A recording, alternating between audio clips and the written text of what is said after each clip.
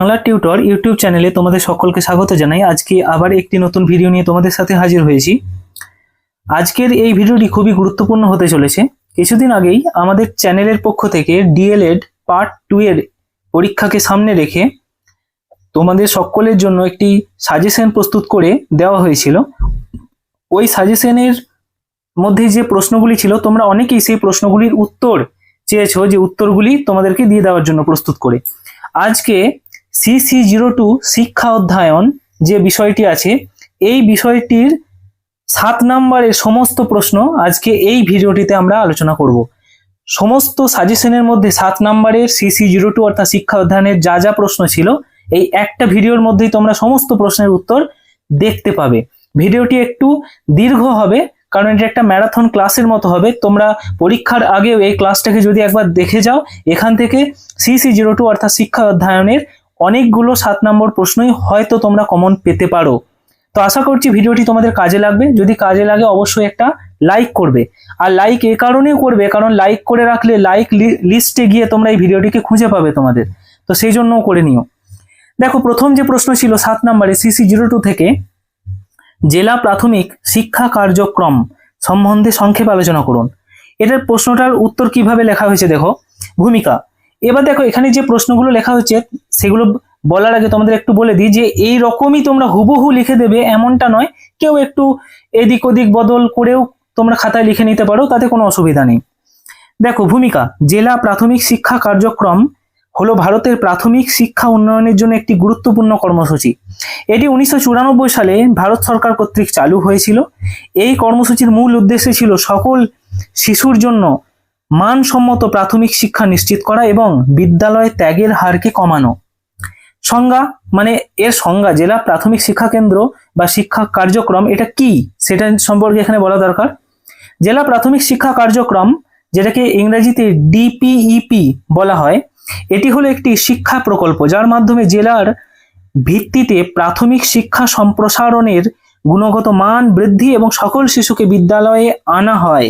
অর্থাৎ এটা একটা প্রকল্প যেটার মাধ্যমে সকল শিশুকে, সমস্ত গ্রাম শহর সব অঞ্চলের শিশুদেরকে প্রাথমিক শিক্ষা কেন্দ্রে আনার একটা ব্যবস্থা সরকার করেছিল, যে যাতে সমাজে শিক্ষিতের হার বাড়ে, সমাজে স্কুল ছুট, বাচ্চাদের স্কুল ছুট, ছেলে মেয়ে যারা পড়ে না, পড়াশোনা করে না, এমন যাতে না হয়, কম হয়, যাতে এই সংখ্যাটাকে কমানো যায়, সেই ব্যবস্থাটা করেছিল। উদ্দেশ্য কি ছিল দেখো, এভাবে পুরো প্রত্যেকটা পয়েন্ট করে করে তোমরা লিখবে। এইভাবে লিখলে ফুল মার্কস পাবে। দেখো, সকল শিশুর জন্য প্রাথমিক শিক্ষা নিশ্চিত করা, বিদ্যালয়ে ভর্তি বৃদ্ধি করা, বিদ্যালয় ত্যাগ কমানো, ছেলে ও মেয়ের শিক্ষার বৈষম্য দূরীকরণ, তপশিলি জাতি, তপশিলি উপজাতি এবং অন্যান্য পিছিয়ে পড়া শিশুদেরকে শিক্ষার সুযোগ বৃদ্ধি করে দেওয়া, শিক্ষার মান উন্নত করা, শিক্ষকদের প্রশিক্ষণের জন্য ব্যবস্থা করা, এই সমস্তগুলো উদ্দেশ্য ছিল, যে এই জেলা প্রাথমিক শিক্ষা কার্যক্রমের উদ্দেশ্য ছিল। এবার প্রধান বৈশিষ্ট্য কি, জেলা ভিত্তিক পরিকল্পনা গ্রহণ, স্থানীয় মানুষের অংশগ্রহণ নিশ্চিত করা, শিশু কেন্দ্রিক ও কার্যভিত্তিক শিক্ষাদান, শিক্ষক প্রশিক্ষণের উপর গুরুত্ব দেওয়া, বিদ্যালয়ের পরিকাঠামোকে উন্নয়ন করা বা উন্নত করে দেওয়া এবং নিয়মিত মূল্যায়ন ও পর্যবেক্ষণ করা। গুরুত্ব, প্রাথমিক শিক্ষা প্রসার ঘটেছে, বিদ্যালয়ে ছাত্রছাত্রীর উপস্থিতি বৃদ্ধি পেয়েছে, শিক্ষার গুণগত মান উন্নত হয়েছে, মেয়েদের শিক্ষা অংশগ্রহণ বেড়েছে, সামাজিক বৈষম্য কমাতে সাহায্য করেছে। সীমাবদ্ধতা কি কি ছিল, সব জেলা সমানভাবে সফল হতে পারেনি, কারণ অনেক জায়গাতেই এই বিষয়টাকে সফলভাবে মানা যায়নি। অর্থ ও প্রশিক্ষিত শিক্ষকের অভাব ছিল, অনেক অঞ্চলে পরিকাঠামো সমস্যা ছিল। উপসংহার দেখো, তোমরা দিতেও পারো, নাও পারো, উপসংহার ম্যান্ডেটরি নয়, উপসংহার না দিলেও কোনো কিছু এসে যাবে না। মেন প্রশ্নটি কি চেয়েছে সেটাকে অবশ্যই কিন্তু দেবে। যে দেখো, এখানে প্রশ্নটা দিয়েছে যে জেলা প্রাথমিক শিক্ষা কার্যক্রম সম্বন্ধে একটি সংক্ষেপে আলোচনা করুন। ঠিক আছে, তাহলে আমাদেরকে কিন্তু সবকিছুই হালকা করে বলে যেতে হবে এটা সম্পর্কে। ঠিক আছে, কোনো একটা দিককেও, সেই জন্য সীমাবদ্ধতা এই জায়গাটাকে রাখা হয়েছে। বেশ, উপসংহারটা আমি আর বললাম না, কারণ ভিডিওটা এমনিই দীর্ঘায়িত হবে, তো এগুলো তোমরা অবশ্যই দেখে নিও। এবার দেখো, প্রান্তীয় জনগোষ্ঠীর ক্ষমতায়নে শিক্ষার গুরুত্ব ব্যাখ্যা করুন। প্রান্তীয় জনগোষ্ঠী বলতে যারা ধরেন নিম্ন শ্রেণীর গরিব মানুষ, প্রান্তীয়, খুব কম শিক্ষিত অঞ্চল, এমন তাদের শিক্ষার গুরুত্ব কি জীবনে, যে তাদের আমরা ক্ষমতায়নের জন্য শিক্ষাটার কি ভূমিকা হতে পারে তাদের জীবনে? দেখো, প্রান্তিক জনগোষ্ঠী বলতে সমাজে সেই সব মানুষকে বোঝায় যারা সামাজিক, অর্থনৈতিক এবং শিক্ষাগতভাবে পিছিয়ে রয়েছে, যেমন তপশিলি জাতি এসসি, তপশিলি উপজাতি এসটি, সংখ্যালঘু, দরিদ্র, নারী, প্রতিবন্ধী ব্যক্তি প্রভৃতি। এখানে দেখো সবারই কথা কিন্তু বলা হচ্ছে না, এইসব শ্রেণীর মধ্যে একাংশ আছে এরকম। তাদের উন্নয়নের প্রধান মাধ্যম হলো শিক্ষা। এই সমস্ত যে সমগ্র শ্রেণী আছে, এদের উন্নয়ন একমাত্র একটা জিনিসের দ্বারাই করা যেতে পারে, সেটা হচ্ছে শিক্ষার দ্বারা। সংজ্ঞা: ক্ষমতায়ন বলতে বোঝায় এমন একটি প্রক্রিয়া যার মাধ্যমে মানুষ নিজের অধিকার সম্পর্কে সচেতন হয়, আত্মনির্ভর হয় এবং নিজের উন্নয়নের সিদ্ধান্ত নিজেই নিতে সক্ষম হয়। তাহলে এখানে শিক্ষাটা কি দরকার ছিল, শিক্ষার কি গুরুত্ব আছে? না, গুরুত্বটা এটাই যে যখনই একটা মানুষ শিক্ষিত হবে, তার মধ্যে শিক্ষা বিকশিত হবে, সেই মানুষটি বা সেই মানে নিজের ভালো এবং মন্দ বুঝতে শিখবে। এটার জন্য দরকার শিক্ষার গুরুত্ব কি? দেখো, সচেতনতা বৃদ্ধি করা প্রথম কাজ, যে শিক্ষা মানুষকে নিজের অধিকার এবং কর্তব্য সম্পর্কে সচেতন করে, সামাজিক কুসংস্কার দূর করে, আত্মনির্ভরশীলতা বৃদ্ধি, শিক্ষা কর্মসংস্থানের সুযোগ বাড়ায়, মানুষকে নিজের আয়ের পথ তৈরি করতে সাহায্য করে, সামাজিক সমতা প্রতিষ্ঠা, জাতি, ধর্ম, লিঙ্গ, অর্থনৈতিক বৈষম্য কমাতেও সাহায্য করে, সকল মানুষের সমান মর্যাদা প্রতিষ্ঠা করে, অর্থনৈতিক উন্নয়ন, শিক্ষিত মানুষ দক্ষতা অর্জন করে আর দক্ষতা থেকে তাদের আয় পায়, নারীর ক্ষমতায়ন, শিক্ষা নারীকে আত্মবিশ্বাস বাড়ায়, নারী শিক্ষা পরিবারে সমাজের উন্নয়ন গুরুত্বপূর্ণ ভূমিকা আছে নারী শিক্ষার। কারণ একটা নারীর তার ছোট যে সন্তান, তাকে তার মা মানুষ করবে, তো মা যদি শিক্ষিত হয়, অবশ্যই তার সন্তানের মধ্যেও সেই শিক্ষার প্রতিফলন দেখা দেবে। এইভাবেই সমাজের একটা শিক্ষার শ্রেণী তৈরি হবে। স্বাস্থ্য, জীবনযাত্রার উন্নতি, শিক্ষিত মানুষ স্বাস্থ্য, পুষ্টি, পরিচ্ছন্নতা সম্পর্কে সচেতন হয়, তো যার ফলে তার মধ্যে একটা সুস্থ, পরিষ্কার পরিচ্ছন্ন জীবন সে পেতে পারে। এই জন্য দরকার আছে গণতান্ত্রিক অংশগ্রহণ। শিক্ষা মানুষকে ভোটাধিকার, নাগরিকতা কি, অধিকার কি, এইসব সম্পর্কে সচেতন করে, সমাজ ও দেশের উন্নয়নে সক্রিয় অংশগ্রহণ করতে তাদেরকে উৎসাহ করে, যে সমাজের এটা হচ্ছে, এখানে যাওয়া উচিত। এটা সামাজিক নেতৃত্বের বিকাশ, শিক্ষিত ব্যক্তি সমাজে নেতৃত্ব দিতে পারে, সমাজের উন্নয়নে গুরুত্বপূর্ণ ভূমিকা পালন করতে পারে। তাই অনগ্রসর শ্রেণীর উন্নতিতে অবশ্যই শিক্ষার গুরুত্ব আছে। শিক্ষাই একমাত্র একটা অস্ত্র যেটা অনগ্রসর শ্রেণীকে উন্নতির দিকে বা তাদের জীবনধারাকে পাল্টানোর দিকে নিয়ে যেতে পারে, আর অন্য কোনোভাবেই সম্ভব নয়। এখানেও দেখো উপসংহার আমি বলছি না। তারপরে দেখো, সর্বশিক্ষা অভিযানের ব্যর্থতা ও সাফল্য আলোচনা করো। খুব গুরুত্বপূর্ণ প্রশ্ন এটা এবছরের জন্য। সর্বশিক্ষা অভিযান হলো ভারত সরকারের একটি গুরুত্বপূর্ণ শিক্ষা কর্মসূচি। এটা 2001 সালে চালু হয়েছিল। এটির মূল উদ্দেশ্য ছিল 6 থেকে 14 বছর বয়সী সকল শিশুর জন্য অবৈতনিক ও বাধ্যতামূলক প্রাথমিক শিক্ষাকে নিশ্চিত করা, যে প্রত্যেকটা 6 বছরের ঊর্ধ্বে ছেলেমেয়ের শিক্ষা সুনিশ্চিত করতে হবে, যে তারা যেন ছোট থেকেই কাজে লিপ্ত না হয়ে যায়, পড়াশোনাটাকে যেন চালিয়ে যায়। সর্বশিক্ষা অভিযানের সাফল্য, কি কি দিক থেকে সর্বশিক্ষা অভিযান সাফল্য পেয়েছিল বা তাদের উদ্দেশ্য পূরণ হয়েছিল, কি কি? বিদ্যালয়ে ভর্তির হার বৃদ্ধি পেয়েছে, যে আগে অনেক কম শিশু বিদ্যালয়ে যেত, অধিকাংশই যেত না, তো সেটা সর্বশিক্ষা অভিযান আসার ফলে বিদ্যালয়ে ভর্তির হওয়া শিশুর সংখ্যা অনেক বেড়ে গিয়েছে। বিদ্যালয় ত্যাগের হার কমলো, অর্থাৎ বিদ্যালয়ে ছুট বা পড়বে না এমন ছাত্রছাত্রীর সংখ্যা কমে গেল। মেয়েদের শিক্ষার প্রসার, কন্যা শিক্ষায় বিশেষ গুরুত্ব দেওয়া হয়েছে, বর্তমানের আগের তুলনায় অনেক বেশি মেয়ে বিদ্যালয়ে যাচ্ছে। বিদ্যালয়ের পরিকাঠামো উন্নয়ন হয়েছে, স্কুলগুলিকে নতুন ভাবে ডিজাইন করা, নতুন রং, শ্রেণীকক্ষ তৈরি করা, সিলেবাস তৈরি করা, এই সমস্ত বিষয়গুলি দেখে নেওয়া হয়েছে, যার জন্য এটা একটা কাজ সর্বশিক্ষা অভিযানের দ্বারা কিন্তু হয়েছে। নতুন স্কুলের ভাবনা, অতিরিক্ত শ্রেণীকক্ষ, পানীয় জল, শৌচাগার, হ্যাঁ, তারপরে যথার্থ যারা প্রতিবন্ধী বা যারা ধরনের একটু ফিজিক্যালি চ্যালেঞ্জ, তাদের জন্য ব্যবস্থা করা। শিক্ষার নিয়োগ, বহু নতুন শিক্ষক নিয়োগ করা হচ্ছে, শিক্ষার্থীর অনুপাত উন্নত হচ্ছে, অন্তর্ভুক্তিমূলক শিক্ষার প্রসার, শিক্ষার মান উন্নয়নে উদ্যোগ, এগুলো সব ছিল সর্বশিক্ষা অভিযানের সাফল্য। যে এগুলো সর্বশিক্ষা অভিযান কিন্তু এই দিকগুলোতে ভালো কাজ করেছিল। ব্যর্থতা কি কি ছিল?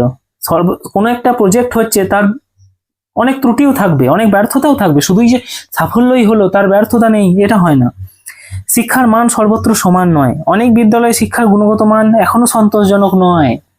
এই সর্বশিক্ষা অভিযান অনেক অনেক জায়গাতেই দেশের মধ্যে ঠিকঠাক ভাবে কাজ করতে পারেনি, এটা একটা, তার জন্য শিক্ষার মান সর্বত্র সমান হয়নি।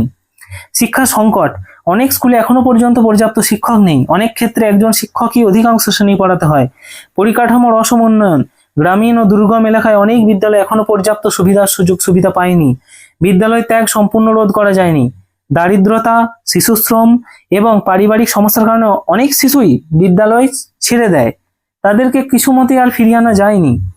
শিক্ষার্থীদের শেখার ফল প্রত্যাশিত নয়, অনেক শিক্ষার্থী উচ্চ শ্রেণীতে উঠলেও পড়া লেখার এবং গণিতে অত্যন্ত দুর্বল। দেখবে অনেকেই যারা আছে দেখতে পাবে তোমরা শ্রেণীতে যে তারা 5, 6 বা 7, 8 উঠে তো গেছে, কিন্তু সেরকম ভাবে পড়ালেখার দিক থেকে তারা খুবই দুর্বল। পর্যবেক্ষণ ও বাস্তবায়নের সমস্যা, সব জায়গায় পরিকল্পনাটি সঠিকভাবে কার্যকর করা হয়নি বা যায়নি কার্যকর করা, কারণ সর্বশিক্ষা, সবারই শিক্ষা সব সময় সব জায়গায় হয়নি। এবারে তারপরে একটি প্রশ্ন আছে, দেখো যে বর্তমান পরিস্থিতির আলোকে শিশু কেন্দ্রিক শিক্ষার গুরুত্বগুলি লিখুন। শিশু কেন্দ্রিক শিক্ষা বলতে যেখানে যে শিক্ষার কেন্দ্রবিন্দুতে শিশু থাকবে, অর্থাৎ শিশুকে কেন্দ্র করে সেই শিক্ষার পরিকাঠামো গঠন হবে, এটাই শিশু কেন্দ্রিক শিক্ষা বলা হয়। তাহলে এর গুরুত্ব কি এখনকার দিনে বর্তমান সমাজে, যে শিশুকে কেন্দ্র করে শিক্ষার পরিকাঠামো, এর গুরুত্বটা কি? দেখো, ভূমিকা লিখবে, শিশু কেন্দ্রিক শিক্ষা হলো এমন একটি শিক্ষা ব্যবস্থা যেখানে শিশুর চাহিদা, আগ্রহ, ক্ষমতা, অভিজ্ঞতা ও মানসিক বিকাশকে কেন্দ্র করে শিক্ষা প্রদান করা হয়। বর্তমানে জাতীয় শিক্ষানীতি NEP 2020 তে এই শিক্ষা পদ্ধতিগুলির উপর বিশেষ গুরুত্ব দেওয়া হয়েছে। বর্তমান পরিস্থিতিতে শিশু কেন্দ্রিক শিক্ষার গুরুত্ব কি?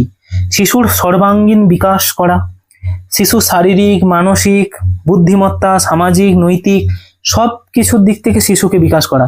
এখন আর শিক্ষার লক্ষ্য এমন নেই যে শিশুকে শুধুমাত্র পড়িয়ে দিলাম ব্যাস হয়ে গেল, এরকম না।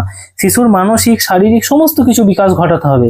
তাই শিক্ষার মাল্টিপাল উদ্দেশ্য এখন কিন্তু হয়েছে।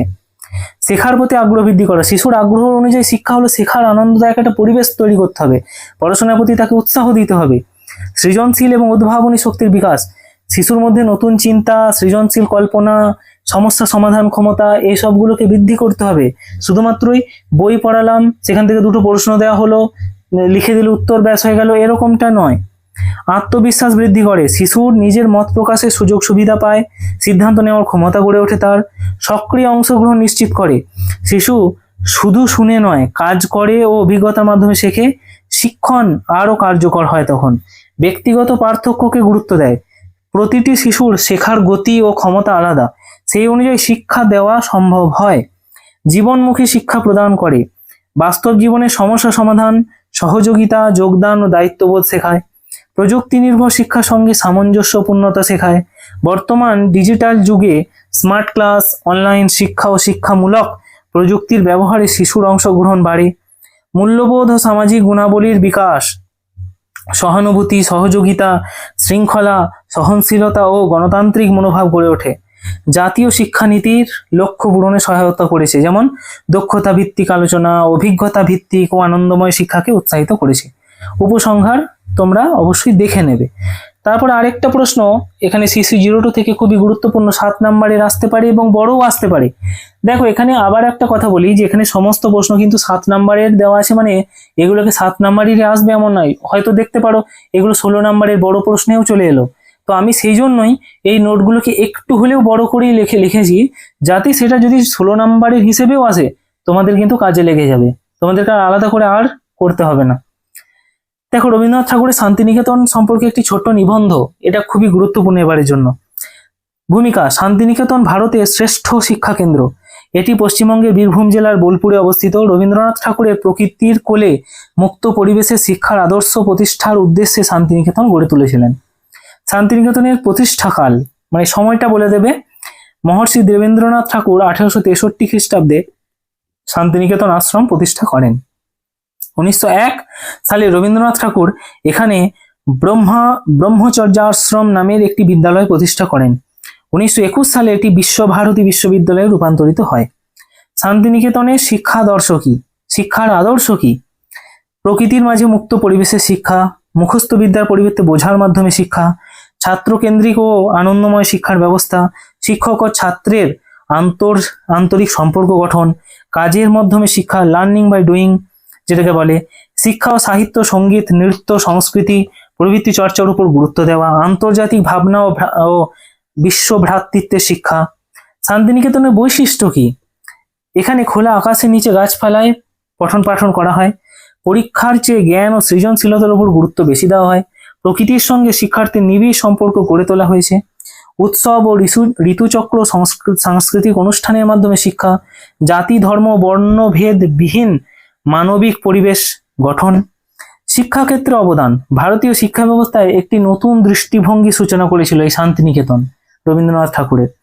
সৃজনশীল ও মানবিক শিক্ষার প্রসার, বিশ্ব সংস্কৃতির সঙ্গে ভারতীয় সংস্কৃতির সমন্বয়ে বহু বিশিষ্ট ব্যক্তি এই প্রতিষ্ঠান থেকে শিক্ষা লাভ করেছেন। অর্থাৎ এই শান্তিনিকেতন নামের যে প্রতিষ্ঠানটি রবীন্দ্রনাথ ঠাকুর তৈরি করেছিলেন, এটি পরবর্তীকালে সমগ্র ভারতে শিক্ষা বিস্তারের বা শিক্ষা জগতের একটি নতুন উদ্ভাবনী, একটি চিন্তাধারার পথপ্রদর্শক হয়ে উঠেছিল। একটা নতুন চিন্তা, একটা নতুন ট্রেন্ড তৈরি হয়েছিল। তারপরে দেখো, শিক্ষার ব্যক্তিবাদী ও সমাজতান্ত্রিক লক্ষ্যগুলি আলোচনা করুন। এই প্রশ্নটাও খুব গুরুত্বপূর্ণ এবারের জন্য। শিক্ষার দুটি দেখো লক্ষ্য আছে, একটা হচ্ছে ব্যক্তিবাদী লক্ষ্য, একটা হচ্ছে সমাজতান্ত্রিক লক্ষ্য। আরো অনেক লক্ষ্য হতে পারে, কিন্তু মুখ্য দুটি। এই দুটির মানে লক্ষ্যগুলি কি সেটা এখানে বলতে হবে। ভূমিকা, শিক্ষার লক্ষ্য হলো মানুষের সর্বাঙ্গীন বিকাশ এবং সমাজের উন্নয়ন। এই লক্ষ্যকে প্রধানত দুটি ভাগে ভাগ করা যেতে পারে, একটা হচ্ছে ব্যক্তিবাদী আর একটা হচ্ছে সমাজতান্ত্রিক বা সামাজিক লক্ষ্য। ব্যক্তিবাদী লক্ষ্য কাকে বলে? ব্যক্তিবাদী লক্ষ্য মানুষ অনুযায়ী শিক্ষা এমন হওয়া উচিত যাতে প্রত্যেক ব্যক্তির স্বাভাবিক ক্ষমতা, প্রতিভা ও ব্যক্তিত্বের পূর্ণ বিকাশ ঘটে। ব্যক্তিবাদী লক্ষ্যের বৈশিষ্ট্য কি? ব্যক্তিত্বের সর্বাঙ্গীন বিকাশ, স্বাধীন চিন্তা ও মত প্রকাশের সুযোগ, সৃজনশীলতা ও প্রতিভার বিকাশ, আত্মনির্ভরশীলতা অর্জন, আত্মবিশ্বাস বৃদ্ধি, নৈতিক ও চারিত্রিক উন্নতি, নিজের আগ্রহ দক্ষতা অনুযায়ী শিক্ষা গ্রহণ। ব্যক্তিবাদীদের লক্ষ্যের গুরুত্ব কি? এই পয়েন্টটা দেখো আমি এক্সট্রা দিয়েছি, না লিখলেও হবে। তোমরা শুধু এই ব্যক্তিবাদী লক্ষ্যের বৈশিষ্ট্যগুলি লিখতে পারো, ঠিক আছে। তারপরে দেখো, ব্যক্তি নিজের ক্ষমতা সম্পর্কে সচেতন হয়। বৈশিষ্ট্যগুলি: জীবনে সফল হওয়ার যোগ্যতা অর্জন করে, নতুন চিন্তা উদ্ভাবনের বিকাশ ঘটায়, আত্মসম্মান এবং আত্মনির্ভরতা বৃদ্ধি পায়। তারপরে দেখো সীমাবদ্ধতা, এই ব্যক্তিকেন্দ্রিক শিক্ষার সীমাবদ্ধতা কি হতে পারে সেগুলো নিয়ে বলা আছে। দেখো, ব্যক্তিকেন্দ্রিক শিক্ষার সীমাবদ্ধতা হচ্ছে সমাজের প্রয়োজনকে অনেক সময় উপেক্ষা করতে পারে, অতিরিক্ত ব্যক্তি স্বার্থের প্রবণতা একটা সৃষ্টি হতে পারে এবং সামাজিক দায়িত্ববোধ কমে যেতে পারে, এরকম দেখা দেয়। সমাজতান্ত্রিক বৈশিষ্ট্য এবার লক্ষ্য চলে যায়। শিক্ষার সমাজতান্ত্রিক লক্ষ্য। সমাজতান্ত্রিক লক্ষ্য অনুযায়ী শিক্ষা এমন হওয়া উচিত যা ব্যক্তিকে সমাজের আদর্শ নাগরিক হিসেবে গড়ে তোলে এবং সমাজ কল্যাণে অংশগ্রহণ করতে শেখায়। সমাজতান্ত্রিক লক্ষ্যের বৈশিষ্ট্য: সমাজ কল্যাণের প্রতি দায়িত্ববোধ সৃষ্টি, সহযোগিতা ও সহমর্মিতার শিক্ষা, শৃঙ্খলা ও সামাজিক মূল্যবোধের বিকাশ, গণতান্ত্রিক মনোভাব গঠন, জাতীয় ঐক্য দেশপ্রেম বৃদ্ধি, সামাজিক ন্যায় ও সমতার চেতনা গড়ে তোলা, শান্তি ও বিশ্বভ্রাতৃত্বের শিক্ষা দেওয়া। সমাজতান্ত্রিক লক্ষ্যের গুরুত্ব কি? আদর্শ নাগরিক তৈরি হয়, সমাজে শান্তি ও ঐক্য বজায় থাকে, সামাজিক সমস্যা সমাধানে মানুষ এগিয়ে আসে, জাতীয় উন্নয়নে শিক্ষা গুরুত্বপূর্ণ ভূমিকা পালন করে। সীমাবদ্ধতা কি হতে পারে? ব্যক্তির স্বাধীনতা সীমিত হতে পারে, ব্যক্তির প্রতিভার বিকাশে বাধাপ্রাপ্ত হতে পারে, সমাজের স্বার্থে অতিরিক্ত গুরুত্ব দিলে নিজের ব্যক্তির চাহিদা উপেক্ষিত হতে পারে, যে নিজের ব্যক্তি চাহিদা উপেক্ষিত হয়ে গেছে।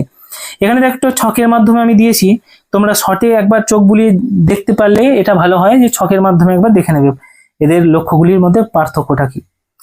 তারপরে দেখো, সমন্বিত পাঠ্যক্রম সম্পর্কে সংক্ষেপে টিকা। এটাও প্রশ্নটা খুবই গুরুত্বপূর্ণ, সাজেশনে ছিল।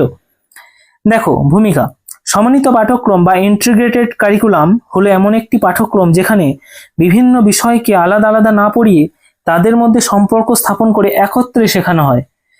এতে শিক্ষার্থীরা বাস্তব জীবনের সঙ্গে বিষয়গুলির সংযোগ বুঝতে পারে এবং শেখা আরো অর্থপূর্ণ হয়ে যায়। ইন্টিগ্রেটেড কারিকুলাম কাকে বলে? যে আমি এমন একটি কারিকুলাম বা সিলেবাস তৈরি করলাম যেখানে শিক্ষার্থীকে প্রত্যেকটা বিষয়, প্রত্যেকটা জিনিস আলাদা আলাদা করে আর শিক্ষা দিতে হবে না, প্রত্যেকটা বিষয়ের সুন্দরভাবে তারা নিজেরাই একে অপরের সাথে লিঙ্ক করে বিষয়গুলো বুঝে যেতে পারবে। এরকম সংজ্ঞা কি? সমন্বয়িত পাঠ্যক্রম হলো এমন একটি শিক্ষা পদ্ধতি যেখানে একাধিক বিষয়ের সঙ্গে একটি নির্দিষ্ট বিষয় সমস্যা অভিজ্ঞতার মাধ্যমে সমন্বিতভাবে উপস্থাপন করা হয়। সমন্বয়িত পাঠ্যক্রমের বৈশিষ্ট্য কি? বিভিন্ন বিষয়ের মধ্যে পারস্পরিক সম্পর্ক স্থাপন করে। শিক্ষার্থী কেন্দ্রিক পাঠ্যক্রম বাস্তব জীবনের অভিজ্ঞতার সঙ্গে শিক্ষাকে যুক্ত করে। কার্যভিত্তিক ও অভিজ্ঞতা ভিত্তিক শিক্ষা প্রদান করে। সমস্যা সমাধান ও সৃজনশীল চিন্তার বিকাশ ঘটায়।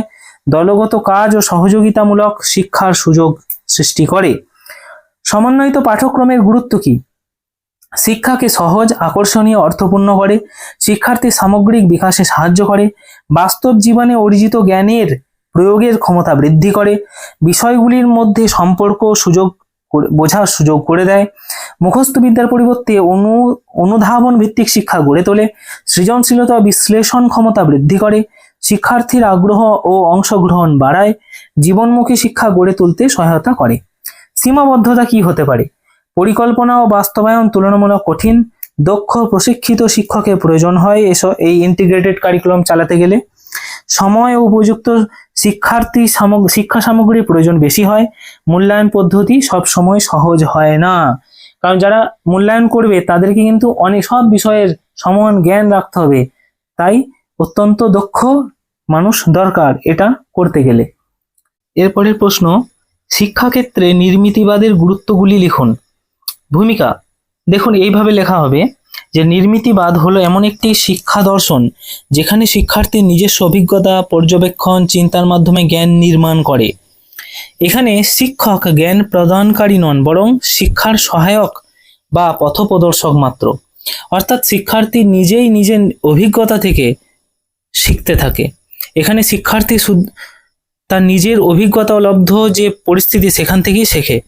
এখানে শিক্ষক শুধুমাত্র একজন সহায়ক বা পথপ্রদর্শক মাত্র, আর কিছু না।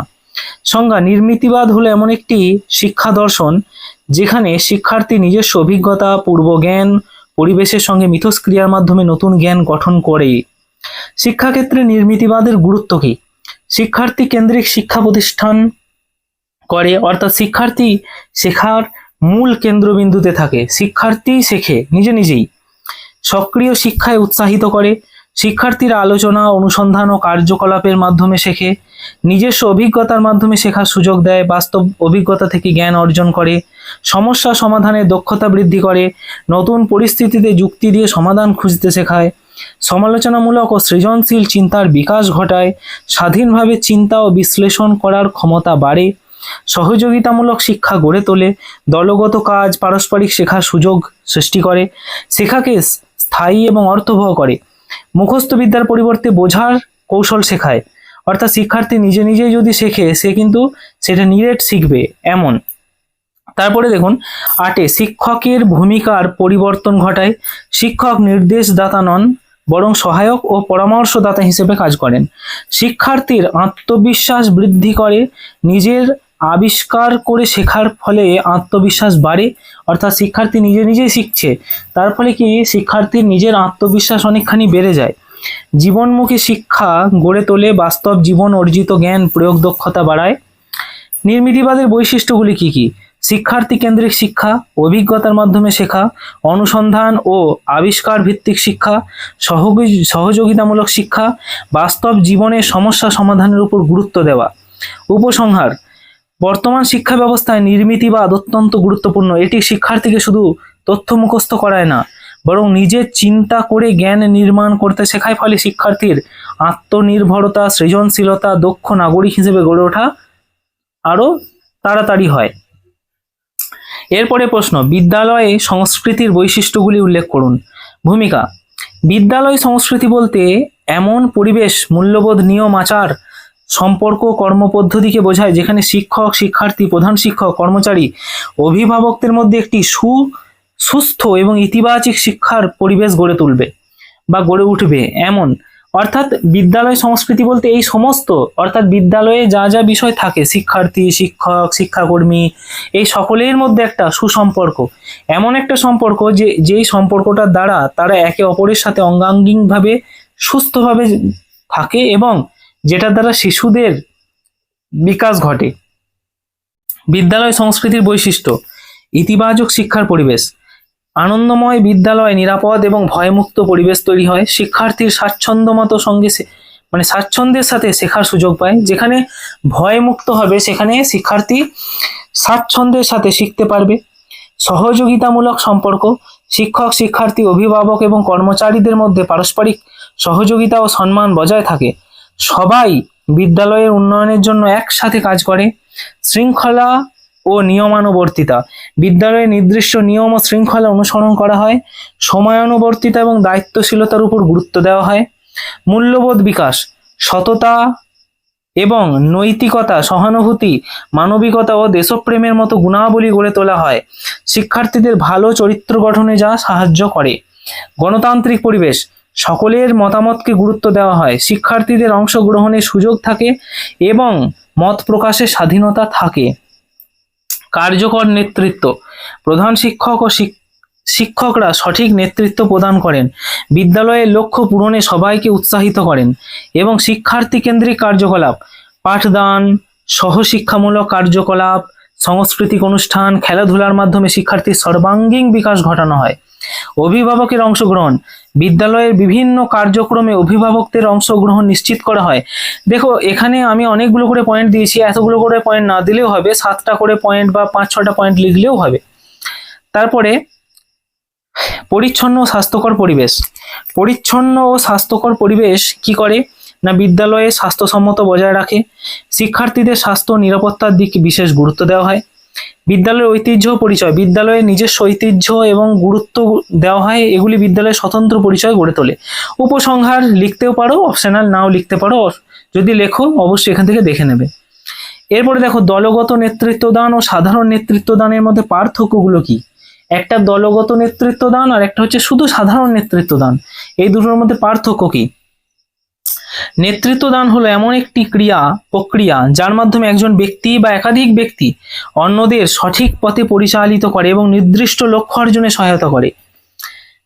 নেতৃত্বদান সাধারণত ব্যক্তিকেন্দ্রিক হতে পারে, আবার দলগতও হতে পারে, অর্থাৎ কোনো ব্যক্তি কোনো ব্যক্তিকে নেতৃত্ব দিচ্ছে বা সঠিক পথে চালনা করছে, বা কোনো ব্যক্তি কোনো দলকে সঠিক পথে চালনা করছে। দল বলতে অনেকগুলি মানুষের গোষ্ঠীকে, তো এটাও হতে পারে। দলগত নেতৃত্বদান এবং সাধারণ নেতৃত্বদানের মধ্যে পার্থক্য কি সেগুলি এখানে লিখতে হবে। নেতৃত্বের ধরন: দলগত নেতৃত্বদানে একাধিক ব্যক্তি মিলিতভাবে নেতৃত্ব দেয়। সাধারণ নেতৃত্বদানে সাধারণ একজন ব্যক্তি নেতৃত্ব দেয়। সিদ্ধান্ত: দলগতের ক্ষেত্রে সকলের মতামত নিয়ে সিদ্ধান্ত গ্রহণ করা হয়, কিন্তু যদি ব্যক্তিগত বলা হয় বা সাধারণ নেতৃত্বদান বলা হয় সেখানে অধিকাংশ সিদ্ধান্তই নেতা নিজেই নিয়ে থাকে। দলগত নেতৃত্বদানের দায়িত্ব বন্টন নিয়ে: দায়িত্ব সকল সদস্যের মধ্যে সমান ভাগে বন্টন করা হয়। সাধারণ নেতৃত্বদানে প্রধান দায়িত্ব নেতার উপরেই থাকে। সদস্যদের অংশগ্রহণ: দলগত নেতৃত্বদানে সকল সক্রিয় সদস্য অংশগ্রহণ করে, কিন্তু সাধারণ নেতৃত্বদানে সদস্যদের অংশগ্রহণ তুলনামূলকভাবে কম হতে পারে। মতামতের গুরুত্ব: দলগত ক্ষেত্রে প্রত্যেকের মতামত গুরুত্ব দেওয়া হয়, সাধারণ নেতৃত্বদানের ক্ষেত্রে নেতার মতামতই গুরুত্ব পায়। কাজের পরিবেশ: দলগত নেতৃত্বদানের ক্ষেত্রে সহযোগিতা, পারস্পরিক বিশ্বাস, সমন্বয়ের পরিবেশ সৃষ্টি হয়। সাধারণ নেতৃত্বদানের ক্ষেত্রে কাজের পরিবেশ অনেক সময় নেতা নির্ভর হয়ে পড়ে।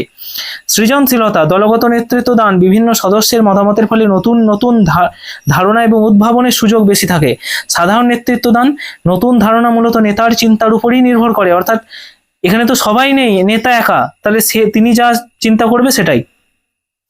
লক্ষ্য অর্জন: দলগত নেতৃত্বদান যৌথ প্রতিষ্ঠার মাধ্যমে লক্ষ্য অর্জন করা সহজ হয়ে যায়, কিন্তু সাধারণ নেতৃত্বদানে নেতার একার নির্দেশ পরিকল্পনার মাধ্যমে লক্ষ্য অর্জনের চেষ্টা অনেক সময় ব্যর্থ হয়ে যেতেও পারে, এটা তোমরা লিখবে, কারণ একার বুদ্ধি।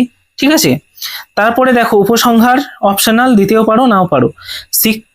শিক্ষণের কিন্ডারগার্টেন পদ্ধতি সম্পর্কে আলোচনা করুন।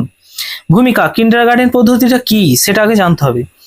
কিন্ডারগার্টেন শব্দটি অর্থ হলো শিশুদের বাগান। এই পদ্ধতির প্রবর্তক ছিলেন ফ্রেডরিক ফ্রেবেল। তিনি মনে করতেন শিশু একটি চারা গাছের মতন, উপযুক্ত পরিবেশ, স্নেহ, পরিচর্যা পেলে শিশুর স্বাভাবিকই বিকাশ ঘটে। সংজ্ঞা: কিন্ডারগার্টেন পদ্ধতি হলো এমন একটি পদ্ধতি যেখানে শিশু কেন্দ্রিক শিক্ষণ পদ্ধতি, যেখানে খেলা, গান, ছড়া, নাচ, চিত্রাঙ্কন, বিভিন্ন সৃজনশীল কর্মের মাধ্যমে শিশুকে শিখতে দেওয়া হয়। এটা মূল নীতি কি? শিশু কেন্দ্রিক শিক্ষা, খেলার মাধ্যমে শিক্ষা, স্বাভাবিক ও আনন্দময় পরিবেশ তৈরি করে শেখানো, শিশু স্বাধীনতা, সৃজনশীলতা বিকাশ, হাতে কলমে কাজের মাধ্যমে শিক্ষা দেওয়া, সামাজিক ও নৈতিক গুণাবলীর বিকাশ ঘটানো। শিক্ষণ পদ্ধতি কি? না খেলার মাধ্যমে শেখানো, গান, ছড়া, গল্প বলা, ছবি আঁকা, কাগজ কাটা, মাটির কাজ, দলগত কার্যকলাপ, প্রকৃতি পর্যবেক্ষণ, শিখন উপকরণ ব্যবহার করা। শিক্ষকের ভূমিকা: বন্ধু সুলভ ও সহানুভূতিশীল হওয়া, শিশুদের কার্যকলাপে উৎসাহ দান করা, শিক্ষার উপযুক্ত পরিবেশ তৈরি করা, প্রত্যেক শিশুর ব্যক্তিগত পার্থক্যকে গুরুত্ব দেওয়া, পর্যবেক্ষণ করে প্রয়োজনীয় সাহায্য করা। সুবিধা কি? শেখার প্রতি আগ্রহ বৃদ্ধি পায়, সৃজনশীলতা ও কল্পনা শক্তির বিকাশ ঘটে, শারীরিক ও মানসিক, সামাজিক ও নৈতিক বিকাশ ঘটে, আত্মবিশ্বাস ও স্বাধীনভাবে কাজ করার অভ্যাস গড়ে ওঠে, সহযোগিতা ও দলগত কাজ শেখায়। সীমাবদ্ধতা কি? কিন্ডারগার্টেন পদ্ধতির সীমাবদ্ধতাটা কি হতে পারে? কি কি খারাপ দিক থাকতে পারে বা নেগেটিভ? একটা প্রশিক্ষিত শিক্ষকের প্রয়োজন হয়, মানে যারা এই কিন্ডারগার্টেন পদ্ধতিতে শিক্ষা দেবে তাদেরকে খুবই ওয়েল ট্রেন্ড হতে হবে। পর্যাপ্ত শিক্ষা সামগ্রিক দরকার। এই কিন্ডারগার্টেন পদ্ধতিতে যদি একটা ক্লাসরুমকে পরিচালনা করা হয় সেখানে কিন্তু অনেক রকম জিনিস, ইনস্ট্রুমেন্টের দরকার পড়ে, সেগুলো চাই। বেশি সংখ্যক শিক্ষার্থী থাকলে কার্যকরভাবে পরিচালনা কঠিন হয়ে যায়, কারণ সবাইকে গান, সবাইকে নাচ, আবৃত্তি ইত্যাদি দ্বারা শেখানো, সেটা কিন্তু একটা বেশি সংখ্যক শ্রেণীযুক্ত জায়গায় কিন্তু কিন্ডারগার্টেন পদ্ধতি খুব একটা কার্যকর নয়। সময় ও ব্যয় তুলনামূলক বেশি। কিন্ডারগার্টেন পদ্ধতি যেহেতু এত কিছু ক্রিয়াকলাপ, অ্যাক্টিভিটি থাকে, তাই সময়ও প্রচুর লাগে এবং প্রত্যেকটা জিনিসের প্রতি ব্যয়ও প্রচুর লাগে। মনে করো কোনো একটা স্টুডেন্টকে আঁকার মাধ্যমে কিছু শেখানো হচ্ছে, তাহলে কি অবভিয়াসলি তার আঁকার বোর্ড, রং, পেন্সিল সব লাগবে, তাহলে সেগুলো ব্যয় বাড়বে। উপসংহার অপশনাল, আবারও বলছি। এরপরে দেখো কি আছে, সক্রিয়তা ভিত্তিক পাঠ্যক্রম সম্পর্কে সংক্ষেপে টিকা। ভূমিকা: আধুনিক শিক্ষা ব্যবস্থায় সক্রিয়তা ভিত্তিক পাঠ্যক্রম বা অ্যাক্টিভিটি বেস কারিকুলাম অত্যন্ত গুরুত্বপূর্ণ। এই পাঠ্যক্রমে শিক্ষার্থীরা বিভিন্ন কার্যকলাপের মাধ্যমে নিজের অংশগ্রহণ করে শেখে। সংজ্ঞা: সক্রিয়তা ভিত্তিক পাঠ্যক্রম হলো এমন একটি পাঠ্যক্রম যেখানে শিক্ষার্থীর সক্রিয় অংশগ্রহণ, অভিজ্ঞতা, বাস্তব কাজের মাধ্যমে শিক্ষা অর্জন করা হয়। উদ্দেশ্য কি? শিক্ষার্থীকে সক্রিয়ভাবে শেখানো হয়, চিন্তা শক্তি ও সমস্যা সমাধানের ক্ষমতা বৃদ্ধি পায়, সৃজনশীলতার বিকাশ ঘটে, বাস্তব জীবনের সঙ্গে শিক্ষার সম্পর্ক স্থাপন হয়, আত্মনির্ভরতা এবং আত্মবিশ্বাস গড়ে তোলে। বৈশিষ্ট্য কি? শিক্ষার্থী কেন্দ্রিক হয়, কাজ করে শেখা বা লার্নিং বাই ডুইং, কিছু করার মাধ্যমে শেখা। এটা দলগত কাজ করতে একটা শিক্ষামূলক হয়, অভিজ্ঞতা ভিত্তিক শিক্ষা হয়, আনন্দদায়ক এবং অংশগ্রহণমূলক শ্রেণীকক্ষ তৈরি হয়, বাস্তব জীবনের সঙ্গে সম্পর্কযুক্ত শিক্ষা হয়। সক্রিয়তার উদাহরণ: দলগত আলোচনা, প্রকল্প, প্রজেক্ট দেওয়া, শিক্ষামূলক খেলা, ভূমিকা পালন করা, রোল অফ প্লে, পরীক্ষা নিরীক্ষা করা, মাঠ পর্যবেক্ষণ, চার্ট, মডেল, চিত্র ইত্যাদি দিয়ে শেখানো। শিক্ষকের ভূমিকা এখানে কি থাকে? না শিক্ষার্থীর কার্যকলাপ পরিকল্পনা করা, উপযুক্ত শিক্ষার্থী শিক্ষা সামগ্রী সরবরাহ করা, নির্দেশনা উৎসাহ প্রদান করা, শিক্ষার্থীদের কাজের পর্যবেক্ষণ ও মূল্যায়ন করা, শেখার উপযোগী পরিবেশ তৈরি করা। সুবিধা কি?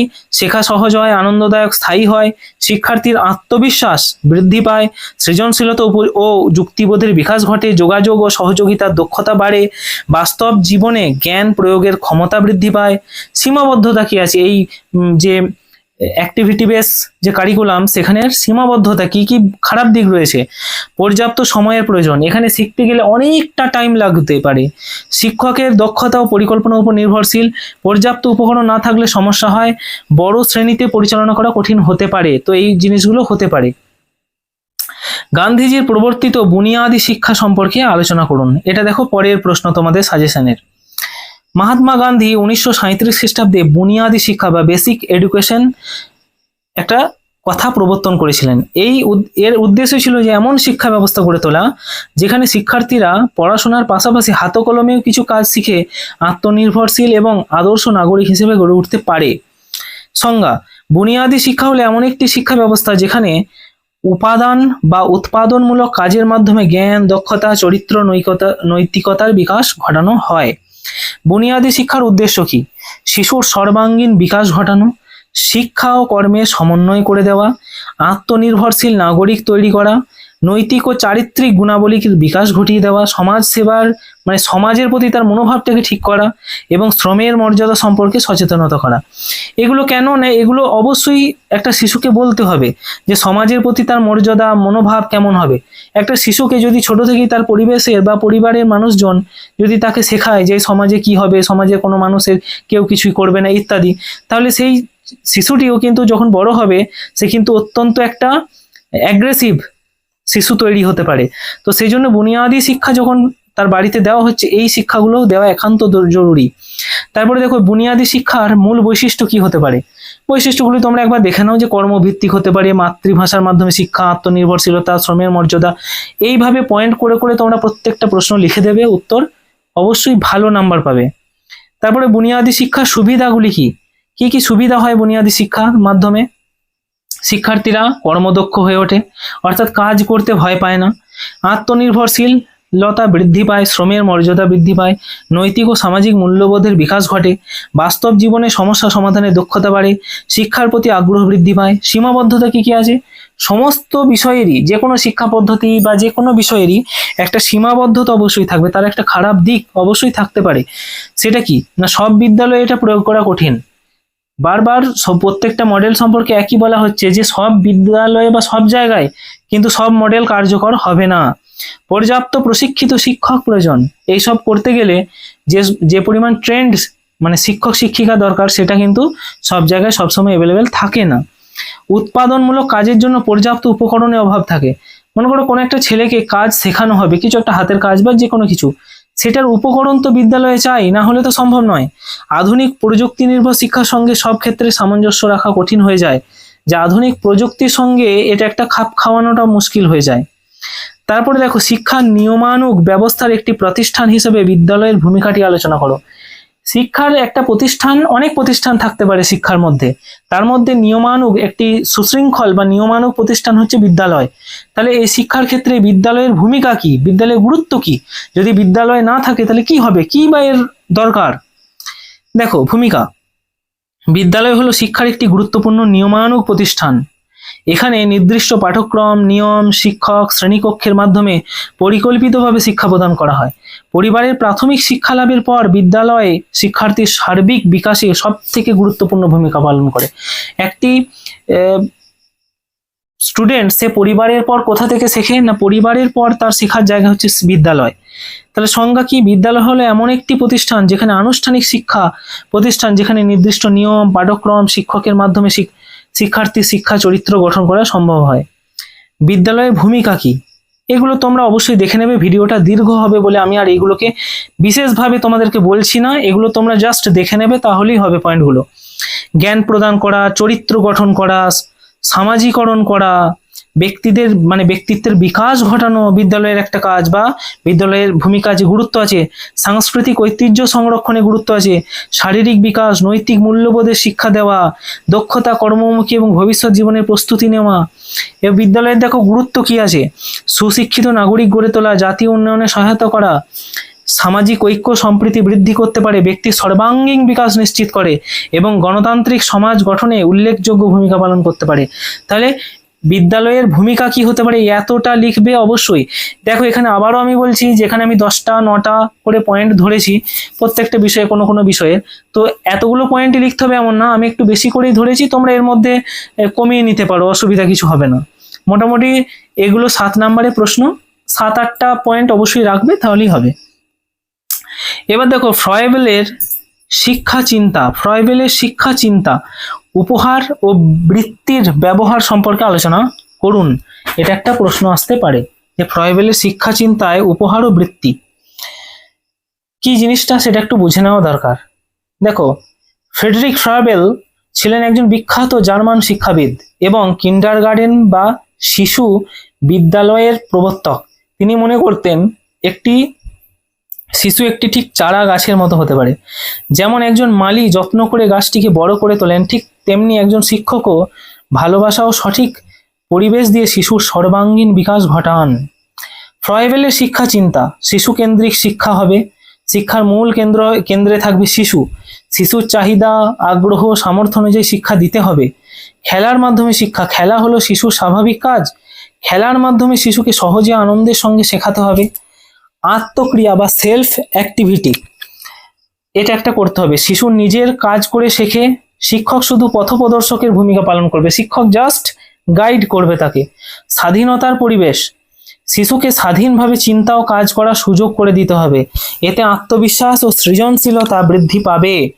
প্রকৃতির সঙ্গে সম্পর্ক, প্রকৃতির সংস্পর্শে শিক্ষা দিলে শিশুর শারীরিক, মানসিক ও নৈতিক বিকাশ ঘটে। গাছপালা, ফুল, পাখি প্রভৃতির মাধ্যমে শিক্ষা দেওয়া উচিত। সামাজিক শিক্ষা, দলগত কাজের মাধ্যমে সহযোগিতা, শৃঙ্খলা ও সহমর্মিতা গড়ে ওঠে। ফ্রয়েবেলের উপহারটি কি, এই যে তত্ত্বটা, ফ্রয়েবেল শিশুদের শেখানোর জন্য কিছু বিশেষ শিক্ষা সামগ্রী তৈরি করেন যেগুলিকে উপহার বলা হয়, গিফটস। এই উপহারের ব্যবহার কোথায় না, শিশুর ইন্দ্রিয়ের বিকাশ ঘটায়, আকার, রং, সংখ্যা, আকৃতি সম্পর্কে তাকে ধারণা দেয়, পর্যবেক্ষণ এবং কল্পনা শক্তি বৃদ্ধি পায় শিশুর মধ্যে, হাত ও চোখের সমন্বয় তার ভালোভাবে গড়ে ওঠে, মনোযোগ ও যুক্তিবোধ বৃদ্ধি করে, খেলতে খেলতে শেখার সুযোগ শিশুকে করে দেয়। আর ফ্রয়েবেলের বৃত্তি, এই জিনিসটা কি, উপহারের সাহায্যে ধারণা গঠনের পর শিশু যাতে হাতে কলমে কাজ করতে পারে তার জন্য যে কর্মগুলি করা হয় সেগুলিকে বৃত্তি বলা হয় বা অকুপেশন। যেমন কাগজ ভাঁজ করা, কাগজ কাটা, কাগজ বোনা, ছবি আঁকা, মাটির কাজ, সুতো দিয়ে নকশা তৈরি, কাঠি দিয়ে বিভিন্ন আকৃতি তৈরি। বৃত্তির ব্যবহার কোথায় না, সৃজনশীলতা বৃদ্ধি করে, সূক্ষ্ম পেশির বিকাশ ঘটাবে, কর্মদক্ষতা এবং কর্মপ্রেম গড়ে তুলবে, ধৈর্য এবং মনোযোগ, শৃঙ্খলা শেখাবে, ইত্যাদি ইত্যাদি। আমি আর এগুলো নিয়ে পড়ছি না, ভিডিও অনেক বড় হয়ে গেছে অলরেডি। ফ্রয়েবেলের শিক্ষা চিন্তার গুরুত্ব কি, শিশুর সর্বাঙ্গীন বিকাশ সহায়ক, আনন্দময় শিক্ষার পরিবেশ সৃষ্টি, সৃজনশীলতা ও আত্মনির্ভর করে তোলা, আধুনিক প্রাক প্রাথমিক শিক্ষার ভিত্তি তিনি স্থাপন করেছেন। এরপরে দেখো শিক্ষণ ও শিখন, এই দুটির মধ্যে সম্পর্ক কি, শিক্ষণ আর শিখন এর দুটির মধ্যে সম্পর্কটা কি। শিক্ষণ কথা মানে হচ্ছে টিচিং, আর শিখন মানে হচ্ছে লার্নিং। শিক্ষা ব্যবস্থার এই দুটি অবিচ্ছেদ্য অংশ।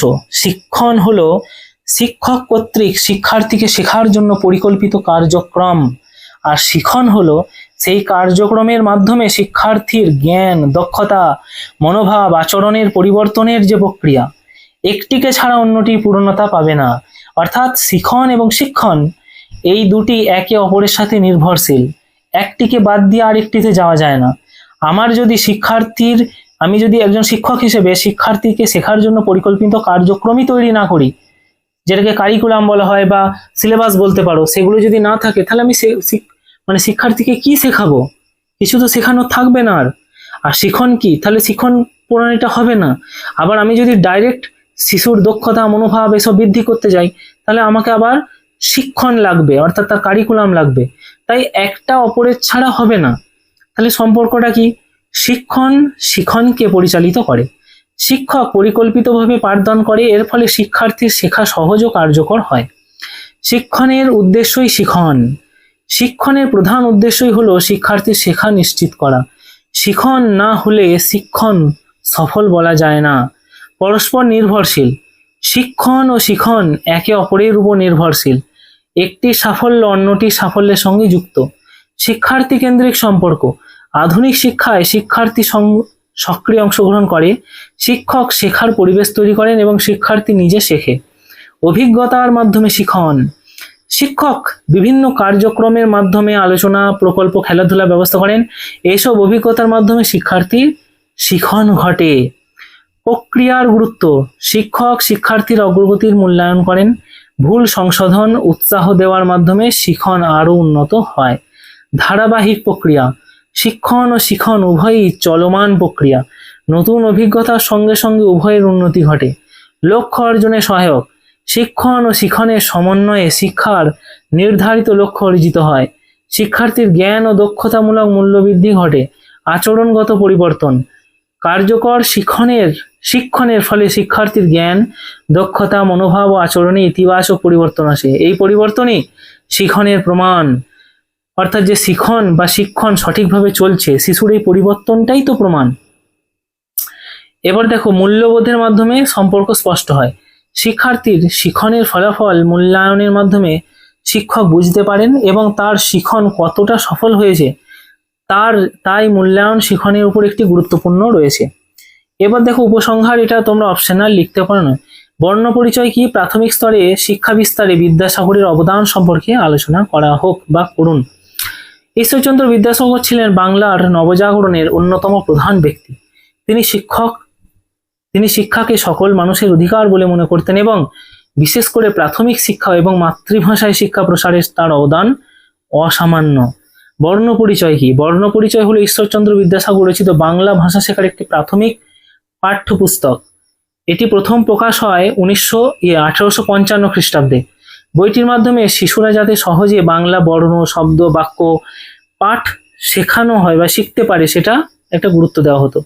বর্তমানে এটি বাংলা ভাষা শিক্ষার অন্যতম শ্রেষ্ঠ প্রাথমিক গ্রন্থ হিসেবে পরিচিত বা বিবেচিত। প্রাথমিক শিক্ষা বিস্তারে বিদ্যাসাগরের অবদান কি, বর্ণ পরিচয়ের রচয়িতা, শিশুদের উপযোগী সহজ ভাষায় বই রচনা করেন এবং বাংলা শেখা সহজ এবং আনন্দদায়ক হয়। মাতৃভাষায় শিক্ষা প্রসার হয়। প্রাথমিক শিক্ষার মাধ্যমে বিভিন্ন বাংলা ভাষার গুরুত্ব দেওয়া হয়, যার ফলে শিশুদের নিজেদের ভাষা শিক্ষার গ্রহণের সুযোগ সৃষ্টি হয়। বিদ্যালয় প্রতিষ্ঠা, বাংলার বিভিন্ন জেলায় বহু প্রাথমিক বিদ্যালয় উদ্যোগ নেন যা সাধারণ মানুষের জন্য বিশেষ সুযোগ করে দেয় শেখার জন্য। নারী শিক্ষা প্রসার, বিদ্যাসাগর মহাশয় তিনি মেয়েদের শিক্ষার জন্য বহু বালিকা বিদ্যালয় প্রতিষ্ঠা করেছিলেন। নারী শিক্ষাকে সমাজের অগ্রগণ্য বা গ্রহণযোগ্য করার জন্য তিনি কাজ করেছিলেন। শিক্ষাকে সহজ ও সার্বজনীন করা, ধনী গরিব সকল শিশুর জন্যই শিক্ষার ব্যবস্থা করার চেষ্টা করা, শিক্ষাকে সমাজের সর্বস্তরের মানুষের কাছে পৌঁছে দিতে উদ্যোগী করা। শিক্ষক নিয়োগ ও বিদ্যালয় পরিদর্শন, বিদ্যালয়ে মান উন্নয়নের জন্য শিক্ষক নিয়োগ ও বিদ্যালয় পরিদর্শনে গুরুত্ব দেওয়া, শিক্ষার গুণগত মান উন্নত করার চেষ্টা করা। বাংলার গদ্যের উন্নয়ন, সহজ ও প্রাঞ্জল বাংলা গদ্যের প্রচলন করা, পাঠ্যপুস্তকে শিশুদের কাজে সহজবোধ্য করে তোলা। সমাজ সংস্কারের মাধ্যমে শিক্ষা বিস্তার, কুসংস্কার দূর করে শিক্ষার প্রতি মানুষের আগ্রহ বাড়ানো, বিধবা বিবাহ, নারী শিক্ষা প্রভৃতি সমাজ সংস্কারের মাধ্যমে শিক্ষার পরিবেশ গড়ে তোলা। উপসংহার, এই সবগুলো কাজ। তারপর দেখো গণশিক্ষায় বিবেকানন্দের অবদান, এটাই শেষ এবং খুবই গুরুত্বপূর্ণ প্রশ্নটি, অবশ্যই দেখবে। দেখো স্বামী বিবেকানন্দ ছিলেন একজন মহান শিক্ষাবিদ, সমাজ সংস্কারক, মানবতাবাদী। তিনি বিশ্বাস করতেন যে জাতির উন্নতির মূল ভিত্তিই হলো শিক্ষা। তিনি তাই সকল মানুষের জন্য শিক্ষার উপর বিশেষ গুরুত্ব দিয়েছিলেন। গণশিক্ষায় বিবেকানন্দের অবদান কি ছিল, এই মানুষের শিক্ষার জন্য বিবেকানন্দ কি কি করেছিলেন? সকলের জন্য শিক্ষা প্রচার শুরু করেছিলেন, যে শিক্ষা শুধুমাত্র ধনী এবং উচ্চবিত্তদের জন্য নয়, সকল মানুষেরই শিক্ষার প্রতি অধিকার আছে, সেই মত তিনি দিয়েছিলেন। সমাজের দরিদ্র এবং অবহেলিত মানুষের কাছে শিক্ষা পৌঁছে দেওয়ার প্রতি তিনি গুরুত্ব দিয়েছিলেন। চরিত্র গঠনের শিক্ষা, তিনি বললেন যে শিক্ষা হলো মানুষের অন্তর্নিহিত পূর্ণতার বিকাশ মাত্র। শিক্ষার মূল উদ্দেশ্য হিসেবে তিনি চরিত্র গঠন, আত্মবিশ্বাস এবং নৈতিক মূল্যবোধের বিকাশকে গুরুত্ব দেন।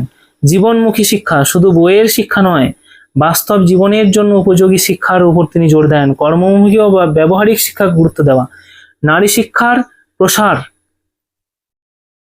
নারী শিক্ষা এবং পুরুষের সমান শিক্ষার অধিকার আছে বলে তিনি মত প্রকাশ করেন।